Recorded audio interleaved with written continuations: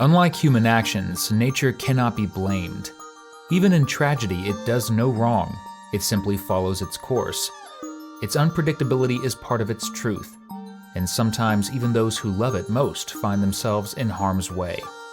Such was the fate of an experienced photographer, struck by a moose in the very act of capturing what would become his final image. Join us as we narrate how it happened. It was early morning on Sunday, May 19th, and the mist still clung low to the spruce trees of Homer, Alaska. The town, quiet and tucked between mountains and sea, stirred slowly under the touch of spring. For the residents, spring was a momentary but cherished reprieve, a breath between the extremes of winter and summer. It was a time when things came alive again, if only for a while.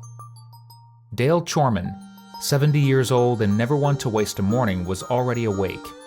He sat at his kitchen table, finishing a simple breakfast, black coffee, toast, and scrambled eggs, while watching the light stretch across the treetops beyond his kitchen window.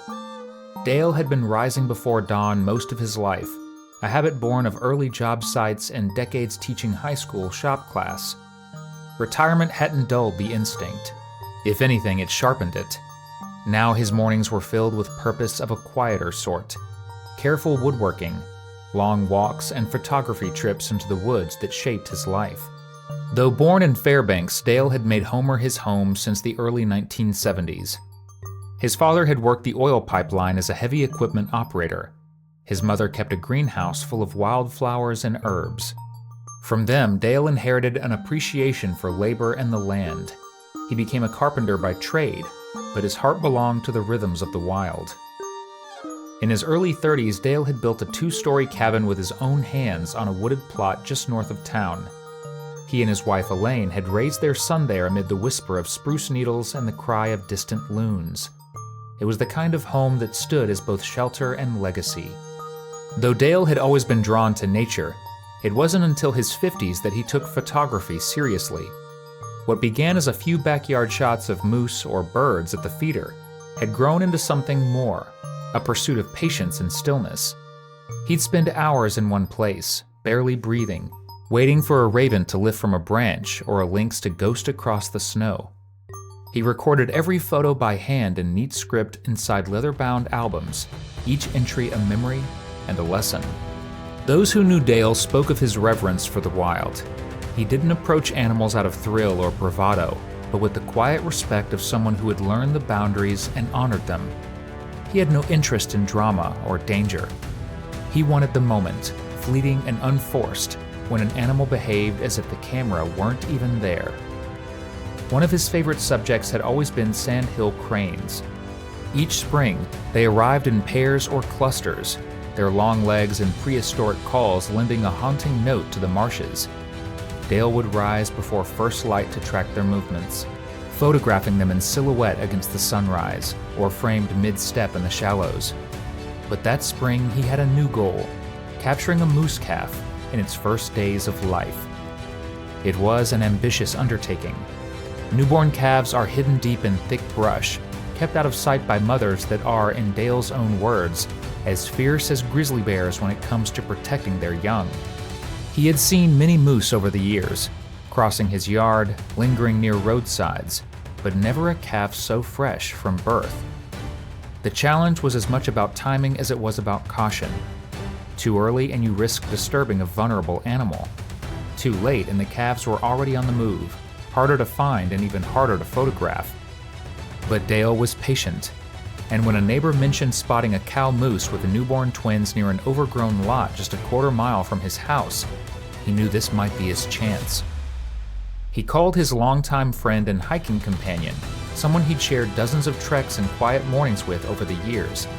They talked briefly, both intrigued by the opportunity, and agreed to head out after breakfast.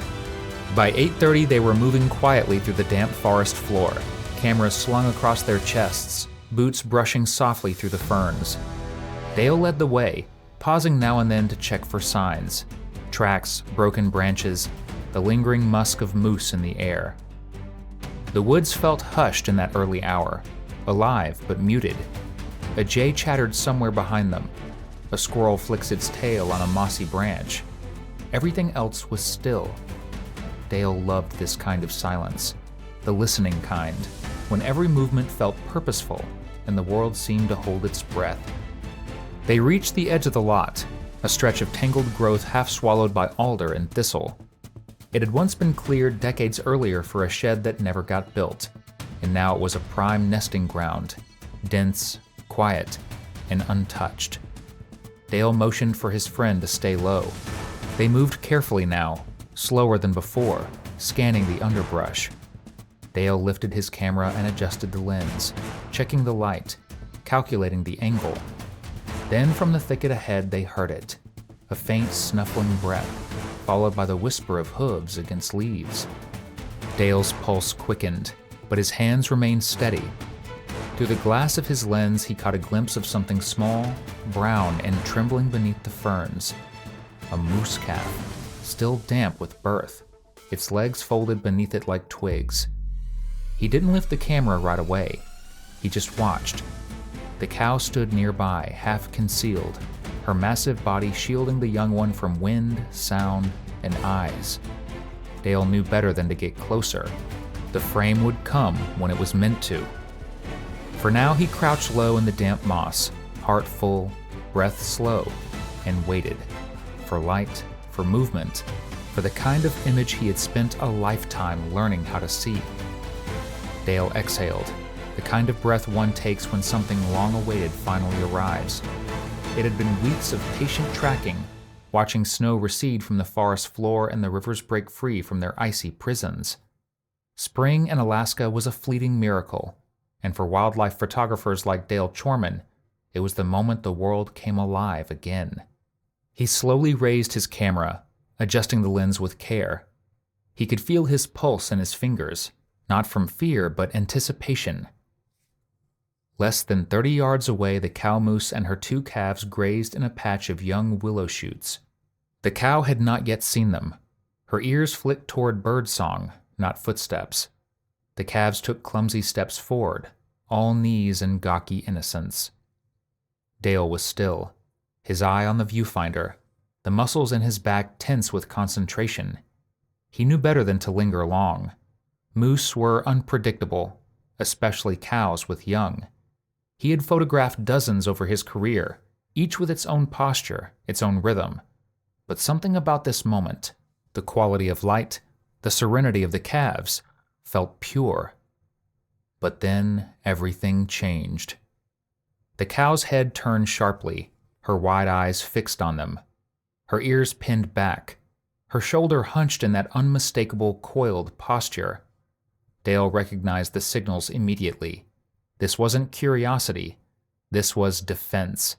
She'd seen them, assessed them, and in that silent calculus that all wild animals make, she had chosen them as the threat. Dale whispered something, perhaps a warning, perhaps an order. Back, now. But the cow didn't wait. She charged. There was no sound from her, no scream, no roar, just the sudden burst of motion, the violent snapping of twigs and the thundering drumbeat of hooves. Cow moose can reach speeds of over 35 miles per hour, and in dense brush they seem even faster, more like a storm than an animal. Dale and his friend turned and ran, heart pounding, camera forgotten. Branches tore at their clothes, roots snagged their boots. The world collapsed into panic and motion. Behind them, the cow plowed forward with unstoppable momentum. Dale's friend veered left, scrambling over a mossy log and ducking behind it. He crouched low, chest heaving, eyes squeezed shut, praying that the noise behind him would pass. Every breath sounds too loud. He clutched the earth, felt the vibration in the soil. But Dale wasn't fast enough. The cow closed the distance in seconds and struck him from behind. Witnesses have described moose attacks as brutal but oddly silent. No growls, no roars, just the thunder of hooves and the wet thud of impact. Dale's body was hurled forward, limbs flailing before he crashed into a bed of ferns. He tried to raise a hand, but she was on him in an instant. Moose fight with their legs.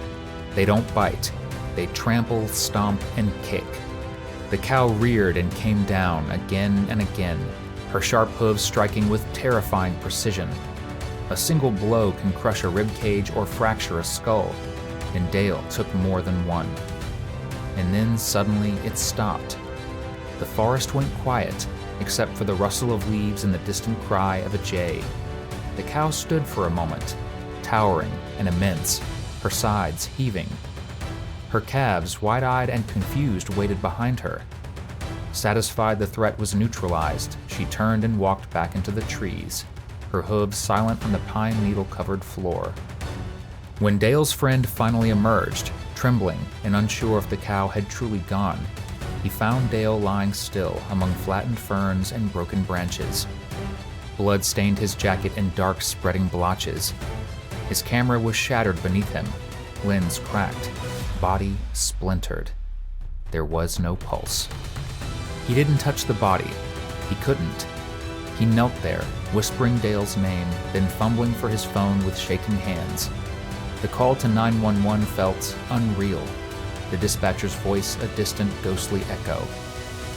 Emergency crews arrived quickly, the sound of sirens winding through the back roads of the Forest Reserve. The paramedics moved with solemn efficiency. They checked for signs of life, but there were none. Dale Chorman had died at the scene. Alaska State Troopers sealed off the area by late afternoon. Wildlife troopers arrived soon after, scanning the vicinity for the cow and her calves. They found no sign of her, just hoof prints, broken brush, and the trail of destruction leading back into the wilderness. Officials later confirmed what Dale would have already known. The cow would not be relocated or euthanized. She had acted in defense of her young as any wild animal would. It was a tragic encounter, but not an unusual one. In Alaska, moose injure more people annually than bears do. Unlike bears, moose don't bluff charge. They don't warn. They act with sudden, violent certainty. Dale's body was transported to the state medical examiner's office in Anchorage. The exact cause of death was never publicly confirmed, possibly a blow to the head or trampling that ruptured vital organs. His friend hadn't seen the moment of impact, only the blur of movement, the snapping of branches, and the silence that followed. News of Dale Chorman's death spread quickly through the tight-knit community of wildlife photographers who had long admired him, not just for his images, but for the reverence with which he approached his craft. By the time the sun rose over the ridgeline east of Homer, Alaska, word had already traveled. It passed through morning coffee shops and quiet kitchens, moving from neighbor to neighbor like a chill in the wind. Dale was gone. In Homer, where he had lived for decades, his absence was deeply felt. Former students remembered his calm guidance. Neighbors recalled winter mornings when he'd clear snow from elderly driveways, and summer evenings when he brought fresh-caught salmon to the grill. To many, it felt as though nature had turned against one of its own. In the days that followed, public agencies responded. The Alaska Department of Fish and Game issued reminders about the dangers of calving season, when mother moose are at their most defensive. Cow moose with calves are relentless in protecting their young from perceived threats, said Austin McDaniel, spokesperson for the Department of Public Safety. We urge all Alaskans not to approach calves for any reason, not to photograph them, and certainly not to touch them. The risk is simply too high. Wildlife officials made it clear that no action would be taken against the animal involved in Dale's death. There was no wrongdoing here, said one biologist. The moose did what nature designed her to do, defend her calf. It was instinct, not malice. Unusually but not unexpectedly, Dale's family agreed. In a public statement, his son, Nathan Spence Chorman, spoke with the same deep respect for the natural world that his father had carried throughout his life. My father understood that nature doesn't obey us. We are guests here. He would never have wanted that moose harmed. That message resonated. Any initial anger melted into reflection. There were no protests, no demands for retribution, no traps set.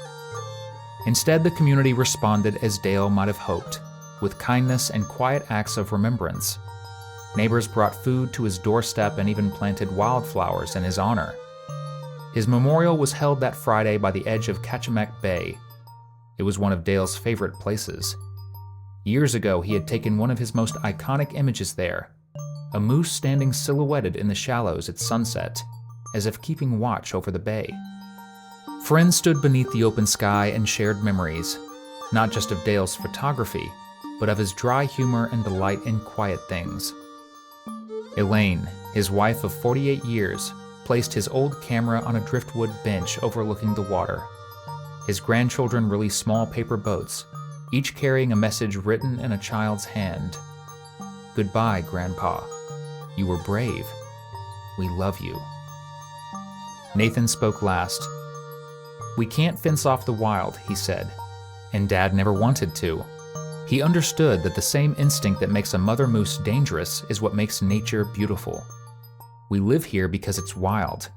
We stay because we love that wildness, and sometimes it takes one of us. But we go on. By mid-June, the cow moose and her calves had moved on, deeper into the forest. No more sightings were reported near the Chorman property. The woods grew quiet again, filled only with the rustle of wind and bird song. But Dale's story lingered, woven now into Homer's collective understanding of what it means to live close to the wild. In Alaska, reverence for nature isn't just a sentiment, it's a daily discipline.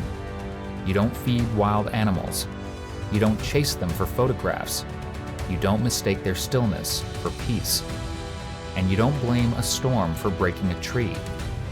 Dale's death became more than a tragic incident. It became a lesson.